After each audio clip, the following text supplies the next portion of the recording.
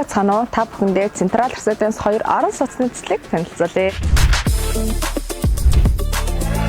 Уг орон сууц нь хотын төв хэсэгт байрлах бөгөөд доороо худалдаа үйлчилгээний төвүүдтэй 10 давхар 54 айлын орон сууц юм.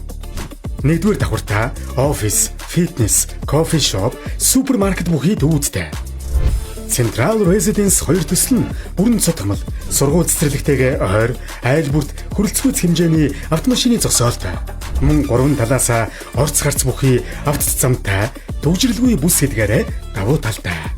Энэхүү төслийн борлуулалтыг гэрэлт үл хөдлөх бүрэн зурчлалын компани хариуцан ажиллаж байна. Та бүхэн захиалга өгөхийг хүсвэл доор хуудасаар холбогдоорой. Агент Аз Жаргал байлаа.